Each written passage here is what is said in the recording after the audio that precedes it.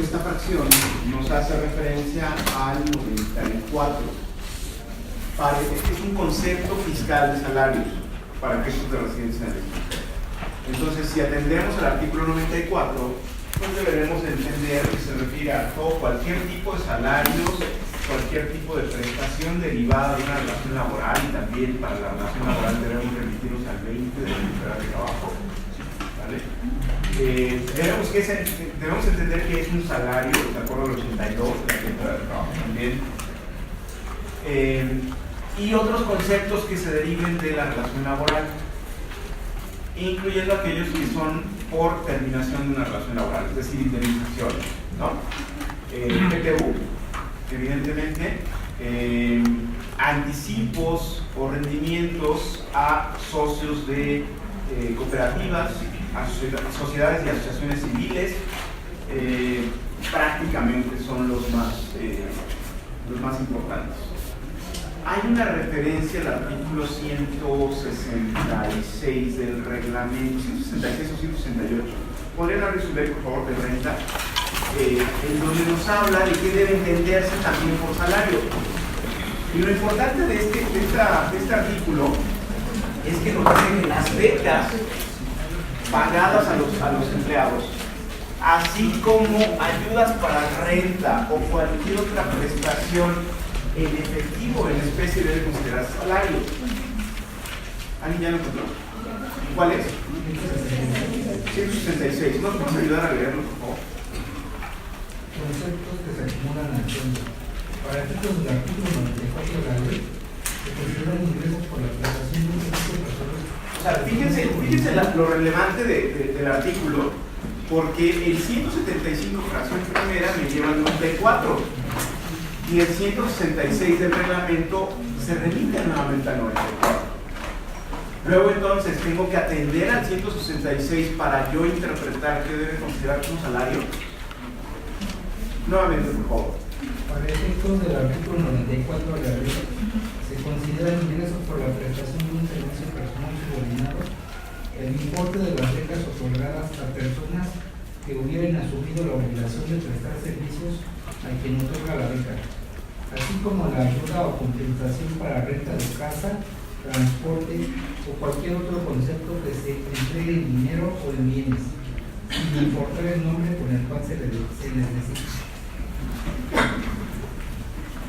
El artículo 175, fracción primera, me lleva al artículo 94 de la Ley de Renta. ¿Sí? Excepto este mismo artículo me da una excepción, ¿no?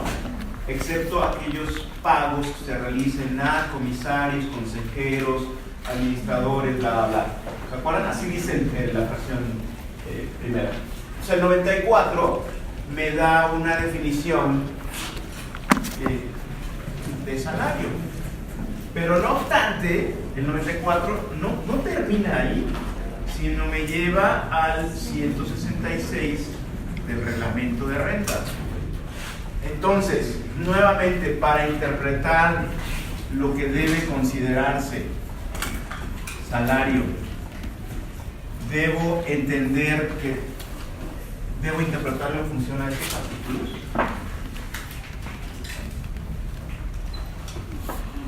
¿Existe alguna ventaja o desventaja para el residente del extranjero si interpreto en función al 166 o me limito únicamente a la aplicación del 94? ¿Eso lo vieron con Adrián? ¿No? ¿Qué opinan? ¿O hay algo nada más que yo estoy viendo y ustedes no? ¿O ya estoy paranoico? ¿No? ¿Qué opinan? ¿Alguien trae un dulce que me regale? Halls de preferencia, que no esté envenenado.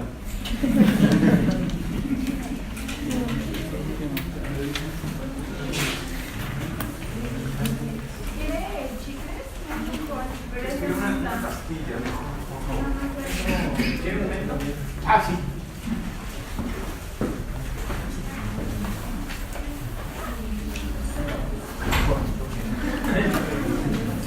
Gracias.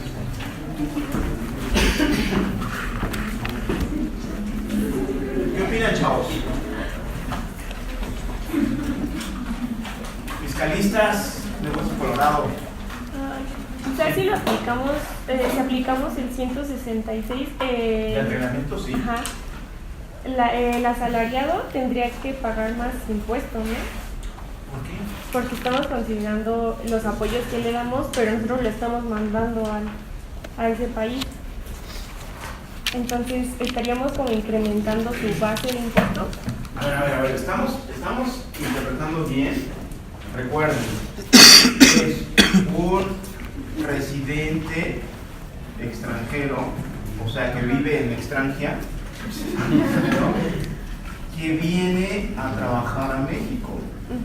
Como diría Rihanna, work.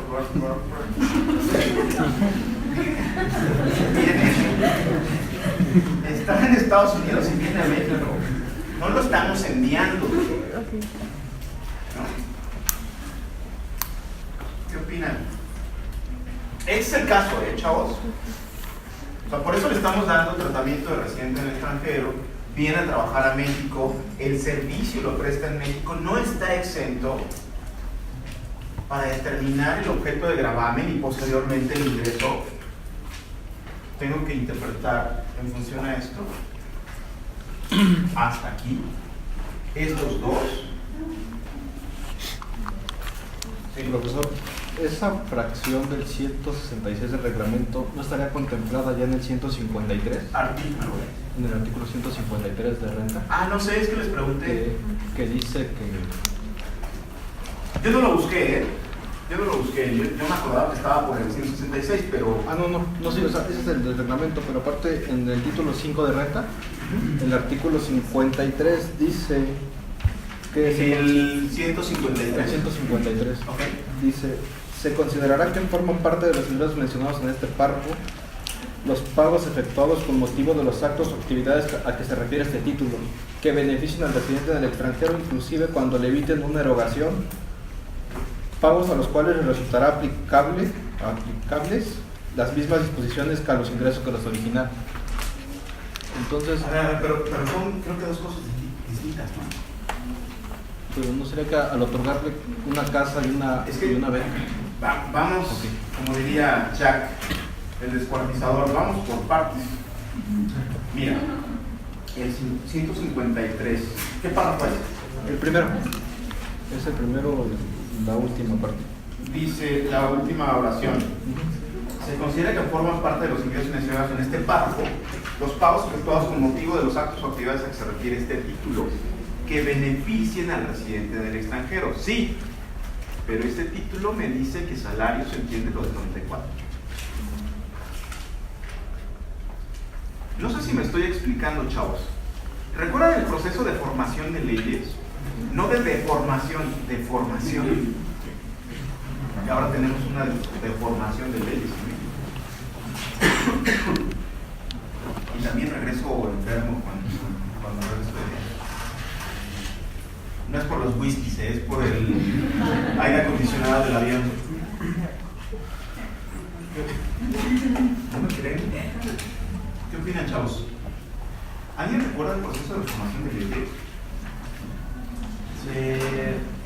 El Ejecutivo emite una iniciativa o el mismo Poder Legislativo puede emitir una iniciativa de ley.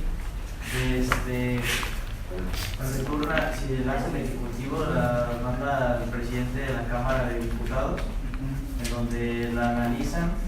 Hay tres fases, no recuerdo el nombre, ¿cómo se llaman? Se turna a la Comisión de Hacienda. La Comisión de Hacienda dice si sí o no va bien esa ley, la regresa al presidente, se emite a votación y después se turna al poder a la Cámara de Senadores. Recuerden, muy sencillo. Cámara de origen y Cámara revisora. Cámara de origen, diputados, revisora, Senado, ¿sí? Senadores.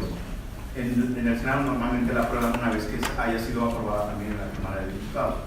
El proceso de formación de leyes fiscales ese es siempre, invariablemente.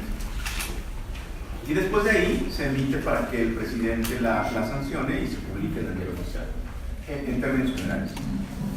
Si nos enfocamos a un proceso de formación de leyes, quiere decir que estos dos quedan contenidos en la ley del impuesto de la renta. ¿Quién emite el reglamento? Si ¿Sí ven hacia dónde quiero llegar? ¿O no? Fiscalistas. ¿Quién emite el reglamento? Exacto. Un reglamento puede ir más allá de la ley. Ah, entonces sí es relevante interpretar si debo hacerlo en conjunto con esos 3 artículos o únicamente con 2. ¿Sí me explico? Sí. Entonces, venga chavos, los escucho. ¿Me oyen? ¿Me escuchan?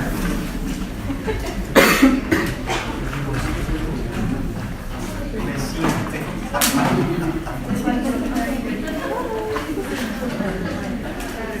Lo que hace Twitter nos transforma. Ahora sí quiero escucharlos.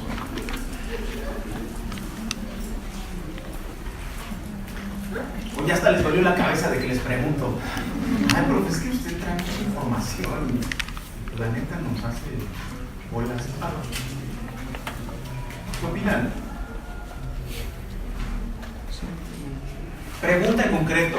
El 166 es inconstitucional. Del reglamento.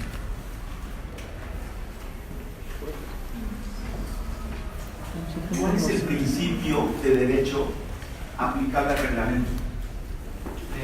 Bueno, tengo entendido que un reglamento es para algo que no contempló la ley, porque primero se hace la ley, entonces si se da cuenta que algo falta, pues se hace el reglamento. ¿Perdón? Es como una guía, solo te explico. El reglamento no puede establecer algún supuesto o hecho imponible que haya sido o no contemplado en ley. El reglamento, su función es aclarar lo que establece la ley. No puede regular o ir, es el principio de derecho. El reglamento no puede ir más allá de lo que la ley establece. Y la ley, en su artículo 94, establece que son ingresos por salarios, bla, bla, bla.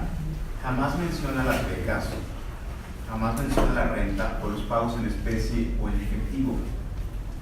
O sea, el hecho de interpretar que el reglamento debe estar regulando el 94, que no contempla nuevos conceptos, está yendo más allá de la ley. Luego entonces es inconstitucional.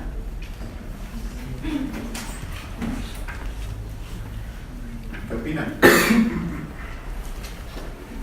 ¿Alguien está estudiando Derecho en segunda carrera? ¿Nadie? Apenas puedo con mi vida, pero me quieren mandar a estudiar una carrera. ¿Cómo lo sabes? Chavo. ¿Qué opinan? Pues sí, es inconstitucional, chavos. Ah, ¿y qué alternativas tenemos? Ah, si lo interpretamos, primera interpretación, se interpreta en función a los 3 artículos. ¿Cuál sería el resultado?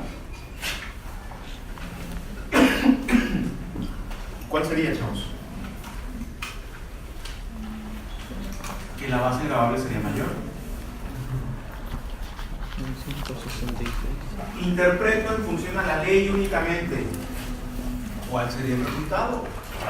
La base gravable disminuye. Si es que se le pagan otros beneficios que regula el 166 del reglamento.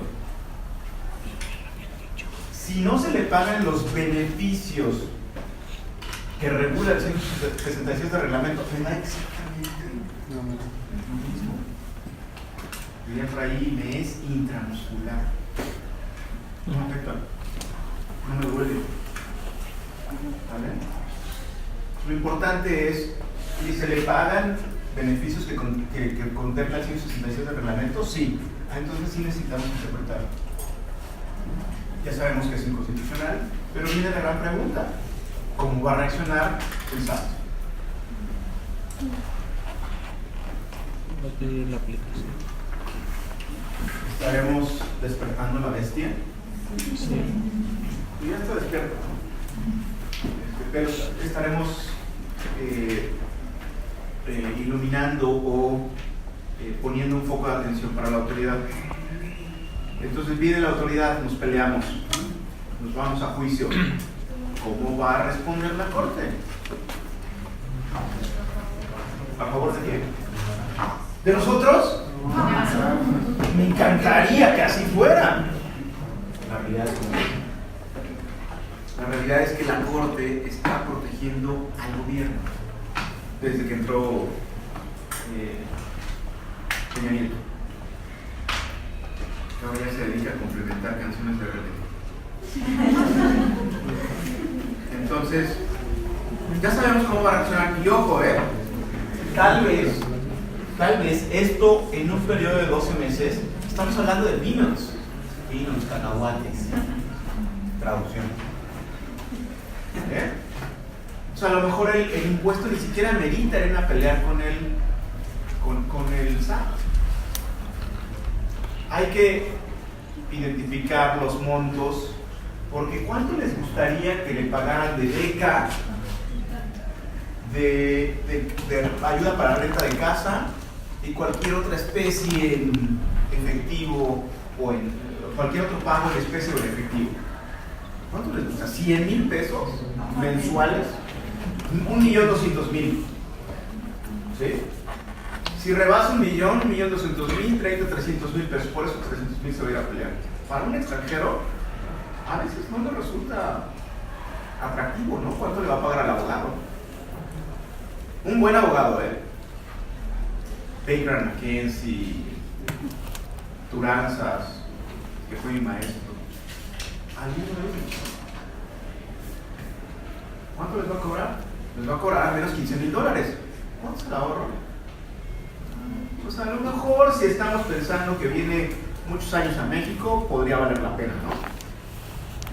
Porque pues tiene un valioso favor. Pero si bien normalmente los extranjeros están en estos supuestos, vienen 1, 2, 3 años, casos raros 5 años, ¿sí? Pero son muy pocos en realidad. ¿Dudas respecto a esto? Muy sencillo, ¿no? Continuamos. Entonces, ya que identificamos qué es un salario, vamos a ver el objeto del gravamen. Recordaremos que el objeto del gravamen, ¿qué es el objeto del gravamen? Es algo que el legislador establece una realidad económica para determinados hechos, lo que le llaman el hecho imponible, ¿no? Entonces, esta realidad económica que establece el legislador es prácticamente el gravamen. ¿Cuál sería, para nuestros efectos, el objeto del gravamen? La percepción de un ingreso por salario. Ese es el objeto. No hay más. ¿Quién puede percibir ese salario? Pues nada más una persona física, y que esa persona física sea residente extranjera. Si no, simplemente no estaríamos hablando de un título quinto. Es un requisito sine qua non. ¿Sí? También que el objeto del gravamen, cuando hablamos ya de fuente de riqueza, que provenga por la prestación de un servicio prestado en territorio nacional. Eso se le llama fuente de riqueza. Que el servicio haya sido prestado físicamente en territorio nacional.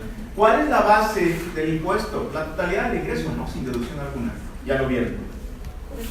¿Cuál es la tasa? Pues son tasas progresivas, ¿no? En función a 3 rangos. Hay ciertos casos en donde la ley te da exenciones. ¿Como cuáles? Hay una exención objetiva y una subjetiva. ¿La objetiva cuál es, chavos? Lo vieron con Adrián. Y si no lo vieron, díganme ahora.